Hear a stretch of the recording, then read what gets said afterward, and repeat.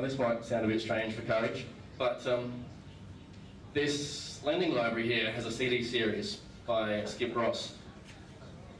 And it's called the Dynamic Living series, and I love that series. I must have listened to it 20 or 30 times. And in that, he says, there is no fear in love. Perfect love casts out fear. And that got me thinking. It was one of the scariest moments in my life. Like, who here has children? Have a brother, sister, mother, father? Someone that you love unconditionally. Now, if their life was in danger, how much courage would you need to muster? I was down at the Gold Coast a few years ago with a friend, and she has 2 young sons. They were 8 and 10. And I'd been looking after them. We were playing in the surf for about an hour. We were just having the ball. But at one point, they both went out a little bit further, and they probably should have, and they got caught in the rip at the same time. But it didn't take any muster of any courage. It was just an instantaneous, I know what I have to do, and just go and do it. And it's in those moments that when we know what really has to be done, any given moment, where we just do it.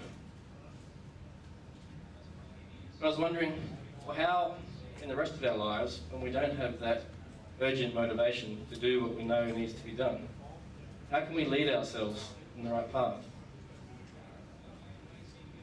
And I think I got an insight into that from John Maxwell, who's renowned for his teachings on leadership. And he has a saying that leaders should love, listen, learn, and lead. Now, to apply this to ourselves, I thought, well, before I learn to lead anybody else, I have to lead myself. So it started with learning to love myself. Now I know a lot of us sort of say, yeah, I know I should love myself. Well, I know that too. But just knowing it didn't do me any good. Because there were still parts of myself that I didn't really love.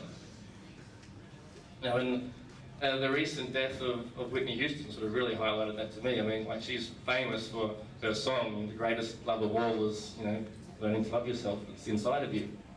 But when you see the clips of what her recent life was like, it's like, well, she knew it, she was singing about it, but she wasn't really living it. So, although we may know the truth, it's living the truth that makes all the difference.